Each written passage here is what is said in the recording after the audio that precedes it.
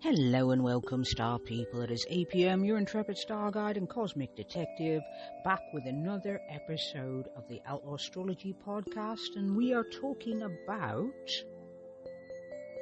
our second court card exploration. This week we're focusing on the Knights.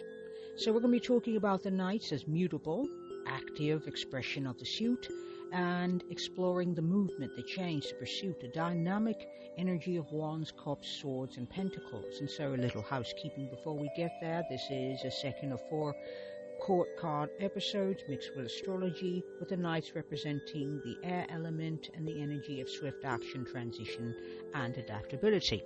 Further on, we have social media outlets where you can interact if you like. You can find us on Instagram, Pinterest, and YouTube. Those links will be listed in the show notes. There is also a paid and free version of the Outlaw Astrology's The Daily Stargazer newsletter, which comes with its own podcast. You'll find that link also in the show notes, and we would greatly appreciate it if you could like, review, and subscribe to our podcast via whatever podcast platform you listen on, but specifically Spotify, iHeartRadio, and Amazon Podcasts, and also Apple Podcasts. And thank you very much for listening, and now onward. And so this week we're going to be talking about the Knights, and this is called the air of their suit. So the Knights represent the air element expressing their suit, the swift movement, the intellectual navigation, and the warrior traveler archetype. And so Knights are embodying active pursuit, change in motion, restless energy, and the drive to move toward or away from something. So Knights are the doers in transition. They're not as grounded. So here's the thing about pages. Knights are moving into action. Pages are still learning the energy of the suit. Now, typically what we're going to hear when we talk about the Golden Dawn, we're thinking how grounded pages are. I do not see pages as grounded, even though they are labeled the earth element according to Golden Dawn. Pages are grounded in what they don't know. They don't know a lot, and so whatever their beliefs happen to be, based on their lived experience, which is, not going to be excessive, exhaustive, or even deep at that point, then yes, we could consider that grounded, but not necessarily. Pages don't master things. They're still learning things. They're simply grounded in what they know against versus what they do not know, and experience, lived experience, will tell the true tale of page energy.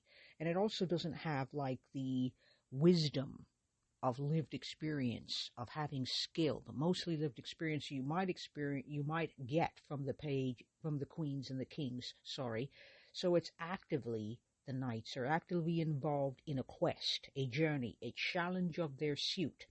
And so Knights indicate also movement, arrival or departure, people, situations. It's also swift changes and periods of active pursuit or transition.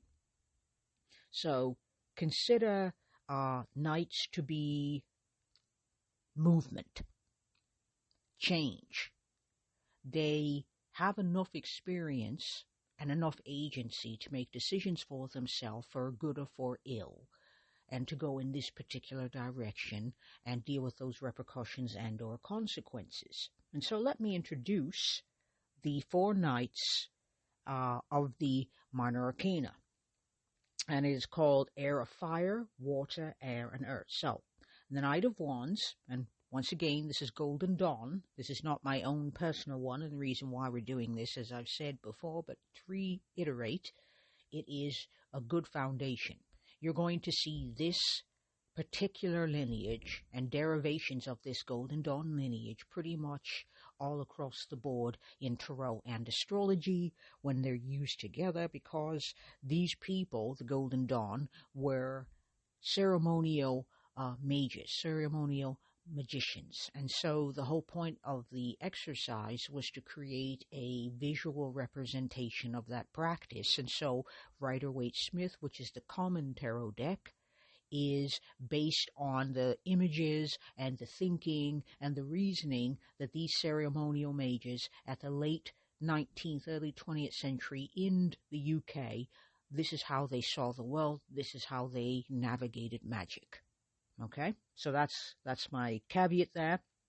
And so the Knight of Wands is air of fire. As we're talking about impulsive action, passionate pursuit, swift movement toward adventure. This is the fiery crusader charging forward with enthusiasm and also impatience. There's an urgency with the Knight of Wands that I need to get there. I need to get there. It needs to happen today. I need hurry, hurry, hurry, hurry, hurry, hurry, hurry, hurry, hurry, hurry, hurry, hurry, hurry. And that kind of energy can be explosive. And because it's Wands energy, which is also fire energy, it can flame out rather quickly. And so that urgency, that enthusiasm can, engulf. And it can be a good thing or a bad thing depending on the situation.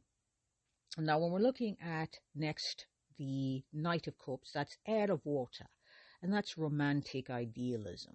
That's emotional pursuit. It's the messenger of love and moving gracefully toward what stirs the heart. So the messenger of love, relationship, harmony, and what stirs the heart. Also, I would say healing as well.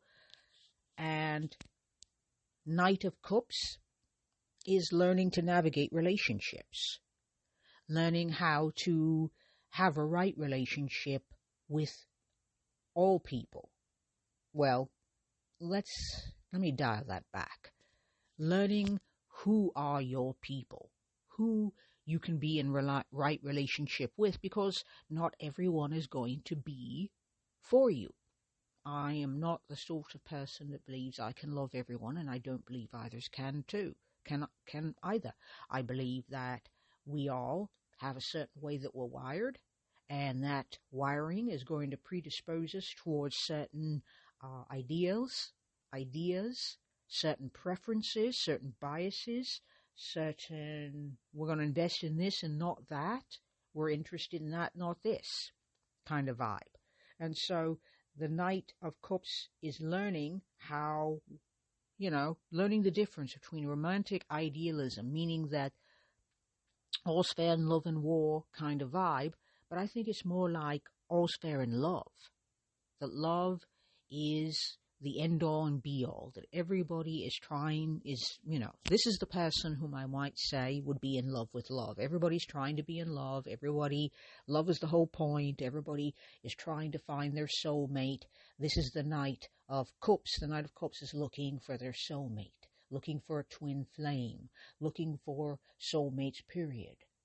The belief, the idealism in that all the movies, the sentimental movies, the gushy, the swoozy, the falling head over heels, being deeply in love, being in love with love, is a very Knight of Cups thing. And when we speak of romantic idealism, that is what we're talking about. When we talk about emotional pursuit, it's what is pulling you. So the Knight of Cups, when it appears, what are we being pulled toward? Are we being pulled toward healing? Are we being pulled toward a connection? Are we being pulled toward a feeling in addition to healing?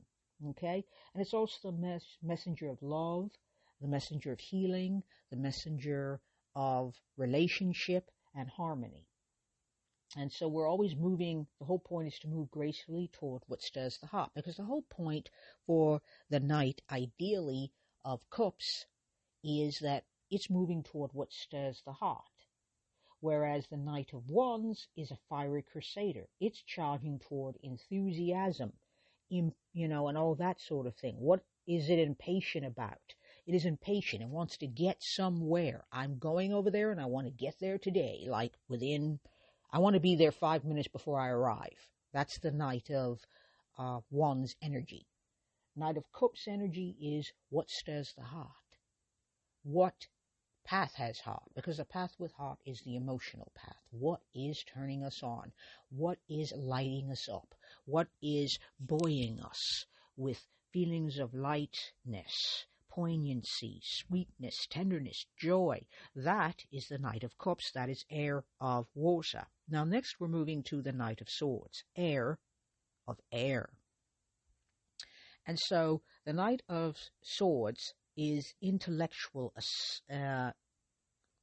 assertiveness, mental speed, rushing into battle with ideas and words, the fierce pursuit of truth at the cost of diplomacy.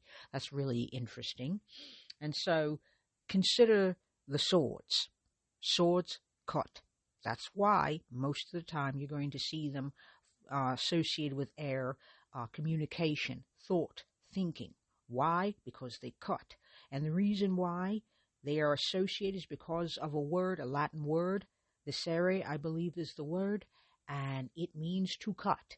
And if you're going to choose something, you're going to make a decision, the word decision derives from the word which means to cut, which means if you're going to make a choice, you're going to cut off other options.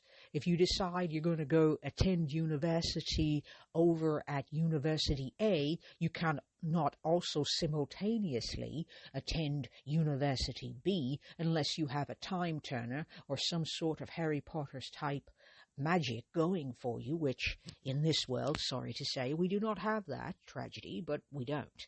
So when you decide something, you're cutting off all other options, which may be just as valuable, just as viable, and just as meaningful.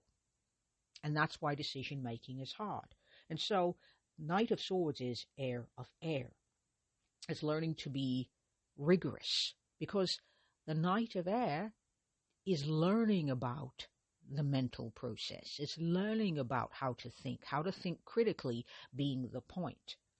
It is to pursue truth, to pursue wisdom without overly focusing on the cost of diplomacy. So diplomacy is peacemaking. It's harmony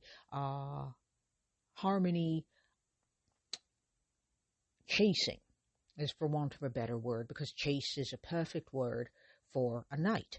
It is chasing harmony at all costs, whereas the Knight of Wands is less interested in diplomacy.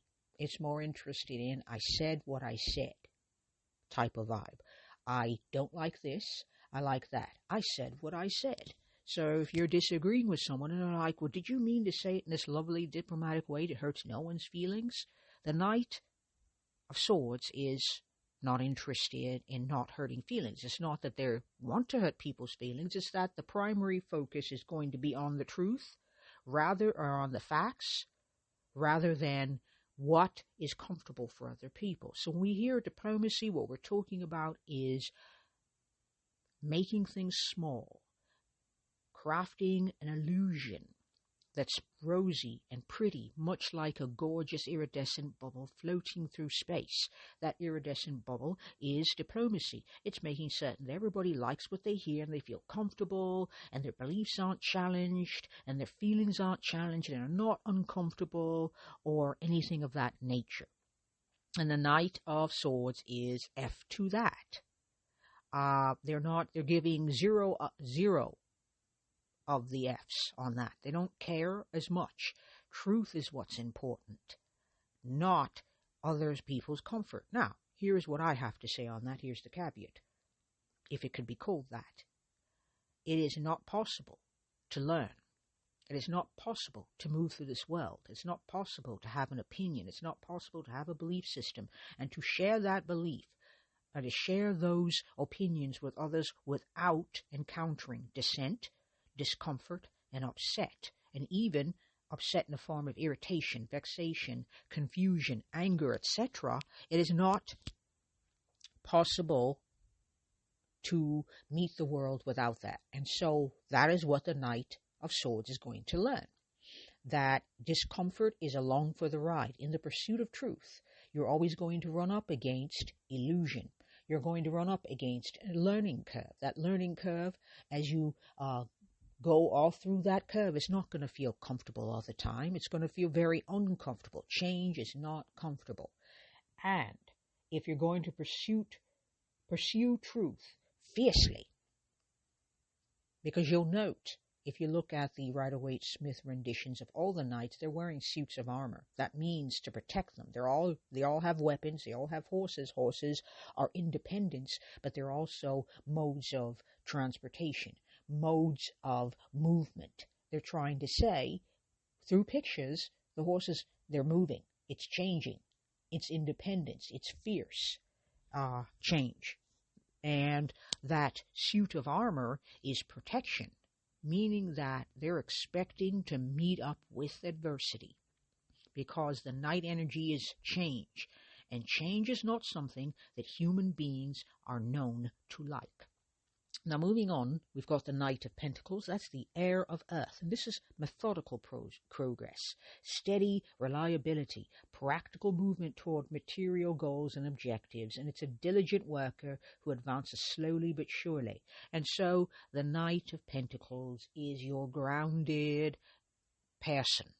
You know, they're in it every day, regardless of whether or not the gains are big. They note the small gains because at first the gains are going to be very small, and you have to keep working until you hit that pivotal period where the gains start to accumulate and thereby get bigger as you move on. And so the Knight of Pentacles is learning how to be practical, how to sustain that practicality, and how to be consistent and show up as well as they can, as often as they can. Now, a note about consistency. Consistency has nothing whatsoever to do with turning up every day to do the thing. Only if you've said you're going to turn up to do the thing. If you have said that I'm doing the thing 3 days a week, or 2 days a week, or 1 day a week, then turning up consistently is turning up when one has agreed or said one is going to turn up. So the Knight of Pentacles is learning that if I say I'm going to work out, I'm going to work on my finances, I'm going to work on my career, I'm going to work on this skill that would advance my career, they're going to expect to move forward gradually. They're going to move forward steadfastly, and they're learning how to measure their energy so that they can make sustained effort, because effort that burns out or craps out or just stops or just scatters is not useful. So the Knight of Pentacles is learning how to focus their energy and eliminate as many distractions as possible. Now, if we go back to the Knight of Swords, distractions is something the Knight of Swords is also going to be working on. It's how to, but the distractions are going to be different. But so having spoken on that, let me finish up with the Knight of Pentacles, and then we'll talk about that. So, like I said, it is steady progress, rather like a laser beam. And so the Knight of Wands, Cups, Swords, and Pentacles are learning how to have sustained energy toward the point of their suit. So when it's fire, it's being enthusiastic. It is being a crusader. It's charging forward, and it's also being a little impatient. This needs to get done, and that means if it needs to be done, and it needs to be done now, it means the diplomacy is going to go straight out the window, and caring excessively about what other people feel or think or whether they're uncomfortable is not going to be in high regard. And if we're looking at the Knight of Cups, it's what stirs the heart. And so it's nice that everybody else thinks that you should think with your brain and not include emotion here, but the Knight of Cups is saying if the path doesn't have heart, it isn't a path, and it's not going to be interesting, and you're not going to be able to stay on it. And the Knight of Swords is talking about getting rid of distractions of other opinions, especially if those opinions are based on anecdotal evidence. Anecdotal evidence is lovely. However, it is not the same as facts and empirical data. And what the Knight of Swords wants is that data as stripped of anecdotal posturing or hype or hubris as possible. It wants the unvarnished truth, and the unvarnished truth is not comfortable. Not everybody has the capacity to hold that. And if you're going after truth and an unvarnished truth, it also means diplomacy is going to fly right out the window like a white dove flying out the window. And Knight of Pentacles is learning about methodical, consistent progress, which means distractions, which means some of those distractions are going to be people coming along saying, hey, how about this? Hey, let's do this. Hey, what, you want to try this? Maybe you should do this. Maybe you should do this. My grandfather did that. My aunt thinks this. My best friend thinks this. I know a person who did that, and this is what happened, blah, blah, blah. And so the Knight of Pentacles has got to be like, interesting, and I'm still going this way because I have decided through my own knowing and also through my own preparation and organization that this is the best process, the best path, the best road forward for me, and I'm going to stick to it. But thank you for all of your feedback.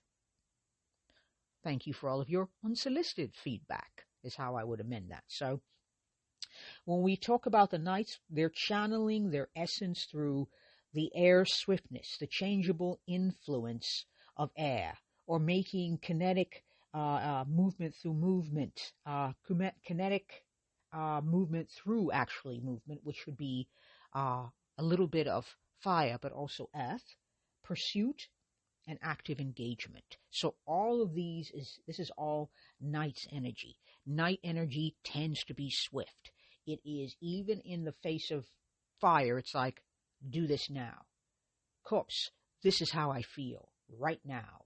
Swords, this is what's on my mind right now.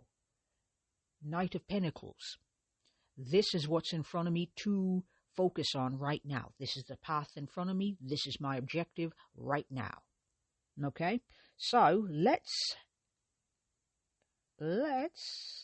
seem to have lost my place here. Okay, so let's do a little practical reading with the Knights. Let's think about questions of movement and pursuit. So, as I've said, the Knights speak to questions. It's about action, change, pursuit, travel, arriving, departing, those sort of energies, and also periods of active transition.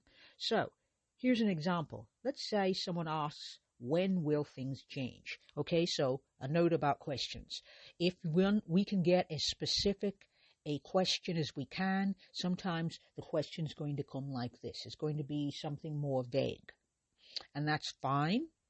But a note, if you're reading for yourself or a friend, you're going to need to make this a little bit more specific. So when will things change? When will my career change?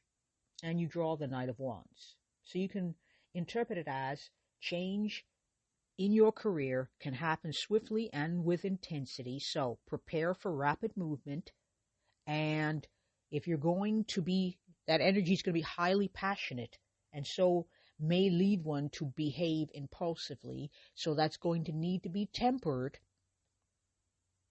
with stepping back every once in a while to assess the changes being made in the career. Okay? So let's try, when will my things in my relationship change? And we draw the Knight of Cups. And so we can say that the change is going to come and it's going to be more fluid. It's going to be more shape-shifty. I would say it's going to be rapid, but I wouldn't say it's going to be mostly heart-centered. So what are you feeling about this relationship? Focus on your feelings. Focus on what's going on in your heart right now. What's the feeling when you think of this relationship? How do you feel about it? What do you feel? And where do you feel it? Because emotion is, I feel a little, doubtful. Okay, where do you feel that? In my heart and in my solar plexus. Okay, that is making this a felt sense. That is the feeling. And so, like I said, change is coming. But it's going to come in a more fluid way, a more gentle way. It's going to, I'd say, prepare for, I wouldn't say, let's see, prepare. How do I want to say this? Because it's becoming difficult. So I'd say this is about love. Move gracefully. Provide yourself with as much grace as you can. Emotions tell the truth in the moment, but they do not tell the truth for all time. So keep on top of how you feel, and when that emotion changes, track it. because emotions flow like water, and they flow, they ebb and they flow. So notice the ebbs and the flows and learn to ride those ebbs and flows with as much grace as you can. And also be aware of romantic idealism. So is it possible that this relationship is idealistic? It's being idealized. Are we idealizing the other person? Are we idealizing this relationship? Is it like writ large on the stars, like a motion picture, big screen romance? Or is it quieter, like a Jane Austen Pride and Prejudice type of romance? I mean, what are we working with here? It's best to note that, and also note when changes occur in emotion. Okay? And so that is one way we could read. Now, let's try timing. So, nights are about swift timing, and that could be days to weeks rather than months. So we're talking about transitional periods, arrivals and departures, or significant people or opportunities. And so if we're asking the question, when will my finances change? And we draw the Knight of Swords, we're talking about days and weeks. So what I would say is, okay, if we're talking about, in this particular thing, we're talking about air, that's very swift, it's very slippery. I'd say make note of any ideas before taking action. You want to make certain that things are viable before making any changes. So prepare for rapid movement, and prepare also for mental speed. So you're going to need to be able to make decisions like snap, snap, snap. Rushing into battle with ideas and words, I would say that since speed is going to be of the essence, time will be of the essence, as will speed, you're probably going to need to make decisions on the sly, on the flippity-flop very quickly, and you're going to have to probably learn to do damage control, because air energy is swift, and as I said, it's going to be at the cost of diplomacy. So make decisions now and ask for forgiveness later is pretty much going to be the advice I would give. And so timing, like I said, now if we're looking at Knights of Wands, we're looking at Aries, Leo, and Sagittarius season. And we're looking at Knight of Cups, we're looking at Cancer, Scorpio, Pisces. If we're looking at the Knight of Swords, we're looking at Gemini, Libra, Aquarius. And the Knight of Pentacles would be Taurus, Virgo, and Capricorn. And so during those seasons, if you're feeling, that frisky night energy, you can pull out the card corresponding to the element of the season. So as I said, right now, as during this recording, we are in Aquarius season, the start of it. And so if I pulled the Knight of Swords, then I could apply it to Aquarius energy. And the example would be Aquarius energy is being able to step back from social conditioning, from the overculture's pressure and demands, to ask questions about who gets what and when. And this is outsider energy. This is other energy. This is token energy. And so when we're looking at this energy, it's like, okay, who gets to be seen and heard? Because the sun is in its element in Leo, and Leo's about being seen and heard, and in an authentic way. So, but who gets to do that is the question. And why do they get to do that? And if they're doing that, and who's left out of that equation, and what are they doing? And so Aquarius energy is asking, the Knight of Swords is asking during Aquarius season, who's left out of the conversation? Who doesn't even get to have a voice in the discussion? Who are the outsiders? Who are the misfits? Who are the black unicorns? Because it's time to amplify their voices. And since it's the sun in Aquarius, This is about consciousness and also will. And so our consciousness is learning to individuate in our own unconventional and unique way, because Uranus in Taurus is currently calling the shots. It's about the 28th degree moving into the 29th, and will eventually enter right back into Gemini. And that means slow and deliberate, at our rhythm, at our pace, what's going on in our ecosystem. We are up-leveling, we are disrupting our ecosystem. Taurus is very much about ecosystems. What ecosystem is around us and what needs to be disrupted? What needs to be denied? What needs to be decoded? That's all Uranus energy. So wherever Taurus happens to be in the chart, that is what's going on.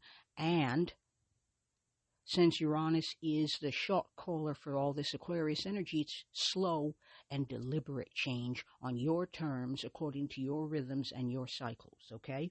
So that is another way that Night's energy can be used. Once again, Nights can be used by element, so you can take the Night via the element it belongs to. Wands is fire, Cups is water, Swords is air, and Pentacles is earth, and work with that during any particular season. You can also do it if you follow the moon, you can use the Nights when it comes to following the moon, if you so choose. And so it is swift energy, swift timing. This would be days and weeks rather than months. So this is like snap, snap, quick energy, okay? And so this is one of the ways you can read practically with it. So here is a key takeaway. The Nights teach us that movement itself is a skill. Whether we're rushing, whether we're steady, whether we're moving consistently, or kind of tripping over our own feet. The key is intentional pursuit aligned with the suit's wisdom. Okay? And that is the element. And so here's a thought. Draw a Night card and take one action today that moves you towards your objectives. So notice whether you're moving with fire, water, air, or earth energy. And so, next up, we'll be doing the Queens. And by doing, I mean we'll be talking about them. I didn't mean it to make it sound like that, but ha ha ha anyway. Anyway, the Queens are exploring the fixed, the mastered receptivity, the sovereign power of each suit. So basically, the role model of the suit.